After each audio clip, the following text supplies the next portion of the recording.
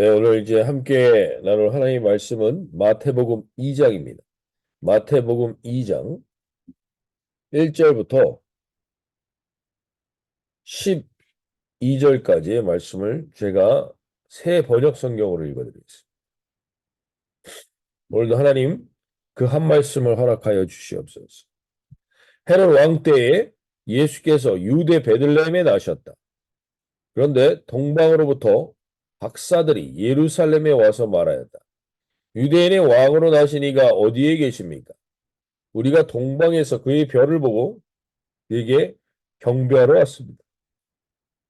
헤롯 왕은 이 말을 듣고 당황하였고 온 예루살렘 사람들도 그와 함께 당황하였다. 왕은 백성의 대제사장들과 율법 교사들을 다 모아놓고서 그리스도가 어디에서 태어나실지를 그들에게 물어보았다. 그들이 왕에게 말하였다. 유대 베들레헴입니다. 예언자가 이렇게 기록하여 놓았습니다. 너 유대 땅에 있는 베들레헴아, 너는 유대 고을 가운데서 아주 작지 않다. 너에게서 통치자가 나올 것이니 그가 내 백성 이스라엘을 다스릴 것이니. 그때 헤롯은 그 박사들을 가만히 불러서 별이 나타난 때를 캐어 묻고 그들을 베들레헴으로 보내며 말하였다. 가서 그 아기를 샅샅이 찾아보십시오. 찾거든 나에게 알려주시오. 나도 가서 그에게 경배할 생각이요. 그들은 왕의 말을 듣고 떠난다. 그런데 동방에서 본 그 별이 그들 앞에 나타났어. 그들을 인도해 가다가 아기가 있는 곳에 이르러서 그 위에 멈추었다. 그들은 그 별을 보고 무척이나 크게 기뻐하였다.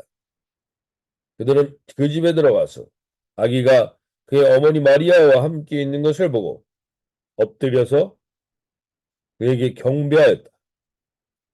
그리고 그들의 보물 상자를 열어서 아기에게 황금과 유황과 모략을 예물로 드렸다. 그리고 그들은 꿈에 헤롯에게 돌아가지 말라는 지시를 받아 다른 길로 자기 나라에 돌아갔다. 네. 오늘 우리가 잘 알고 있는 동방 박사가 예루살렘을 찾는 본문입니다.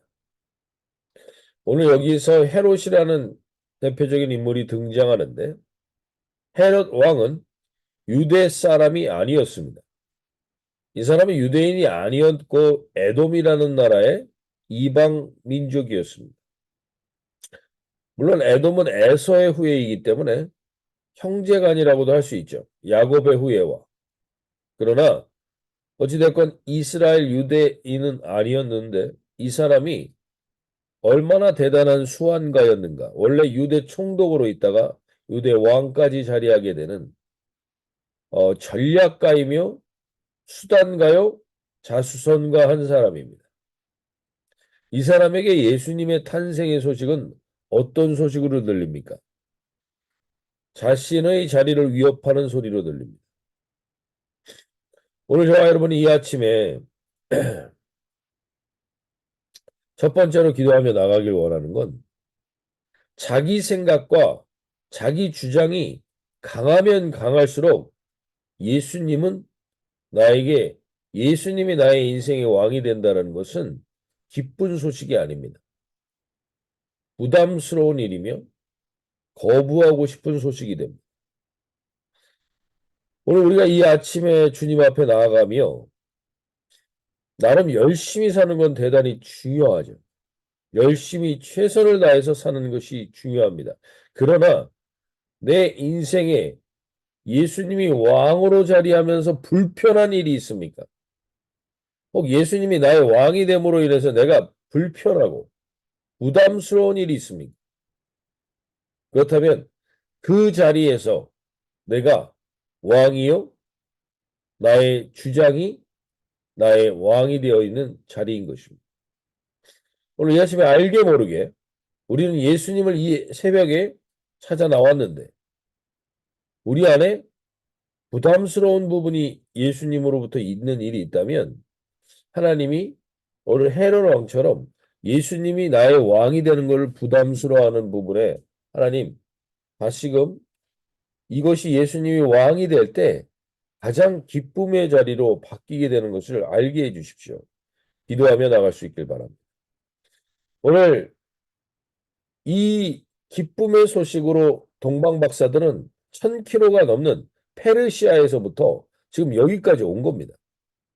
1000km가 넘는 길을 왕이 탄생하는 그 소식을 보면서 별을 따라왔다고 분명히 구절에 얘기합니다. 박사들이 왕의 말을 듣고 갈새 동방에서 보던 그 별, 동방에서부터 이 별을 따라서 여기 왔습니다. 예루살렘까지 온 거죠. 근데 여기서 이 기쁨의 소식이 누군가에겐 기쁨의 소식이 아닙니다. 오늘 3절에 보시면 헤롯 왕과 온 예루살렘이 듣고 소동했다고 얘기합니다. 소동. 근데 이 소동을 이 세번역 성경에서는 뭐라고 말합니까? 당황했다고 말합니다. 당황. 소동했다라는 건 기뻐서 소동한 게 아닙니다. 아니, 내가 왕인데 누가 다른 사람이 왕이 된다고? 하는 이 당황한 소식으로 받아들이게 됩니다. 그리고 이 동방 박사들이 예수님이 왕을 모시러 가는데 그 왕이 어디서 태어나는가를 미가서 5장 2절을 그대로 가져왔는데 그게 6절입니다. 또 유대 땅 베들레헴아 너는 유대 고을 중에서 가장 작지 아니하도다. 내게서 한 다스리는 자가 나와서 내 백성 이스라엘의 목자가 되니. 오늘 우리가 예수님의 족보를 통해서 어제도 살펴보았지만 예수님은 어디에 주목하고 계십니까? 다말, 룻, 라합, 우리야. 우리가 볼 때 가장 작은 사람들 거기에 집중하십니다. 그들이 하나님을 예수님을 왕으로 모셔드릴 때 가장 기뻐할 자들이기 때문에 예수님이 왕이 되는 게 가장 불편한 사람은 누구냐? 왕이요 기득권자요 내가 주도하는 인생은 예수님이 왕이 되는 게 부담스럽습니다. 불편합니다. 그래서 거부하게 되는 거죠. 오늘 예수님은 다시 한번 우리에게 명확히 알려주십니다. 가장 작은 도시 베들레헴 거기에 예수님이 오십니다. 예수님은 늘 작고 낮은 곳으로 향하십니다. 우리는 늘 높고 큰 것을 지향하죠. 우리의 방향이 어떠한 방향인지 정확하게 보시기 바랍니다. 사람이 변질되는 것은 내가 어느 방향을 향하고 있는가에 따라서 분명히 드러나게 되어 있습니다. 오늘 예수님은 다시 한번 이 동방 박사들은 그 거대한 제국 페르시아에서 작고 작은 땅 이스라엘로 옵니다. 왜? 그 왕이신 예수님을 맞이하러. 근데 누군가는 그러한 예수님을 거부합니다. 여기서도 이 본문에서도 마찬가지입니다.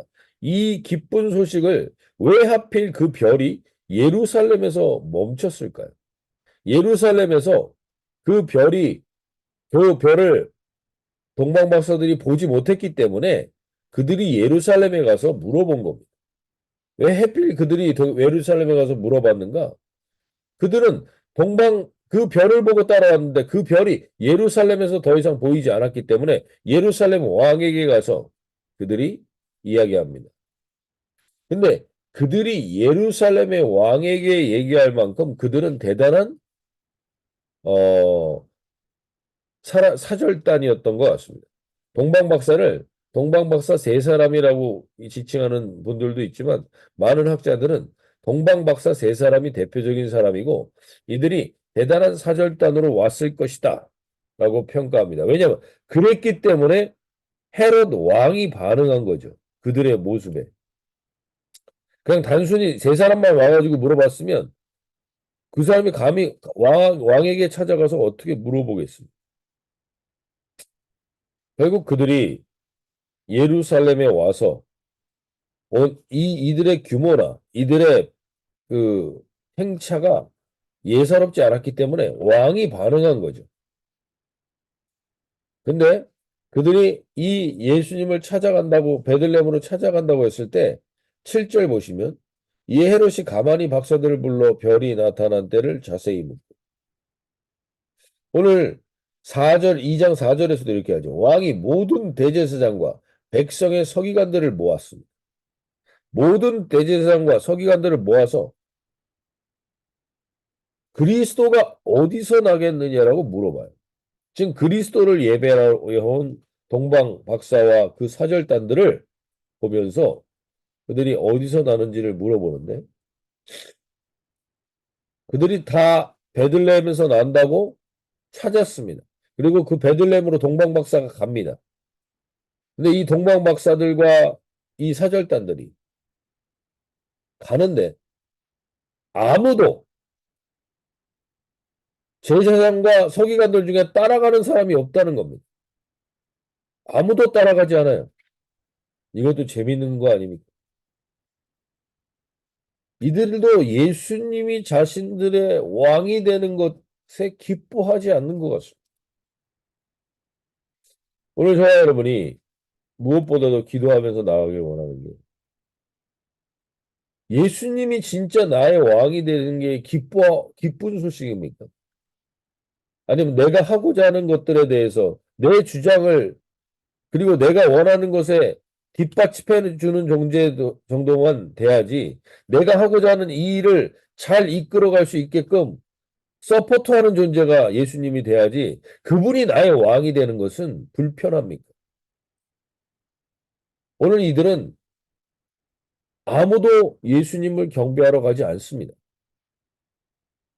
오늘날 마치 저를 비롯해서 신학을 하고 목회자들을 하는 사람들이 월급 받고 일하는 것 직장으로서는 좋아하지만 정말 진짜 예수님을 기쁨의 대상으로 두고 있는가? 내 왕이요. 선지자로 두고 있다. 교회 오는 분들도 그렇습니다. 많은 경우가 사람들을 사귀기 위해, 장사하기 위해, 선거철에 펴먹기 위해 교회 가면 문화시설이 좋아서 주일학교가 잘 돼 있어서 이것 때문에 교회를 가고 있습니까? 예수님 때문에 가고 있습니다. 오늘 우리가 이 아침에 무엇보다도 우리 교회를 비롯해서 우리가 왜 모이는 겁니까? 우리가 무엇 때문에 여기 있는 것입니까? 예수님이 나의 왕이 되길 원했습니다. 그러기 위해서 내가 버려야 될 것, 내려야 될 것, 내 주장 과감히 내려놓고 그분을 향하여 달려가는 오늘 동방박사와 같은 심령이 우리 주은혜 공동체 한 분 한 분에게 회복되길 바랍니다. 무엇 때문에 우리는 여기에 있으며 이 공동체에 있으며 무엇을 하기를 원하는 것이. 결국 그 박사들은 그럼 왜 이 별이 계속해서 동방 박사들을 그냥 베들레헴으로 이끌고 가지 베들레헴을 거쳤다가 올라가느냐는 거죠. 베들레헴과 이 예루살렘은 20km에서 30km 내외밖에 안 돼요. 이 거리를 그들이 따라가지도 않고 그 따라가지 않을 그 사람들에게도 예수님은 이 소식을 알리고 싶었던 것이 아닙니다. 이거는 제 개인적인 묵상입니다. 그럼에도 불구하고 그들 중에 누군가 예수님을 경배할 자들에게 알리기 위해서 이 동방 박사들이 왔던 이 별이 멈췄던 것이 아닙니다. 그리고 결국 9절에서 다시 한번 보시면 박사들이 왕의 말을 듣고 발세 동방에서 보던 그 별이 문득 앞서 인도하여 가다. 다시 그 별이 나타났다는 거예요. 지금. 그래서 그들이 10절에서 보십시오. 그들이 별을 보고 매우 크게 기뻐하고 기뻐하다. 기뻐하고 기뻐하다. 오늘 우리가 분명히 확신하시며 우리가 주님을 따라가길 원합니다. 이 세상에 예수님과 비교할 수 있는 것은 없습니다. 우리는 최고의 진리와 가치를 붙든 자들입니다. 이것으로 기뻐하고 기뻐하는 새날을 시작할 수 있기를 소원합니다. 우리는 참된 기쁨으로 더 이상 다른 것을 붙들어야 될, 이것을 붙들까 저것을 붙들까 고민하지 않아도 될 절대의 진리로 예수님을 우리는 붙든 자들입니다. 그들은 기뻐하고 기뻐하게 돼 있습니다. 왜? 이제 더 이상 방황할 필요도 없고 더 이상 고민할 필요도 없고 이것을 해야 되나 저것을 해야 되냐 염려할 필요도 없기 때문입니다. 이 기쁨으로 동방박사와 같이 주님을 만나는 이 새벽에 한 분 한 분들 되시기를 소원합니다. 마지막으로 11절에 이렇게 얘기합니다. 집에 들어가 아기와 그의 어머니 마리아가 함께 있는 것을 보고 엎드려 아기께 경배하고 보배압을 열어 황금과 유황과 모략을 예물로 드리니. 황금과 모략과 예배, 이 황금과 유황과 모략은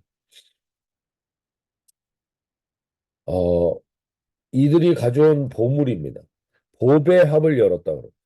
이들은 보배라는 것을 하나님께 드리는 겁니다.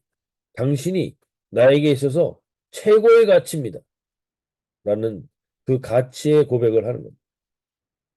우리도 이 진리로 주님을 만난 자들입니다. 특별한 기쁨이 있으셔야 됩니다. 그리고 그 기쁨으로 이렇게 황금은 왕에게 드리는 예물이며 유향은 제사장에게 드리는 예물이고 모략은 선지자가 죽을 때 쓰는 것입니다. 즉 황금과 유향과 모략은 예수 그리스도, 그리스도가 뭡니까?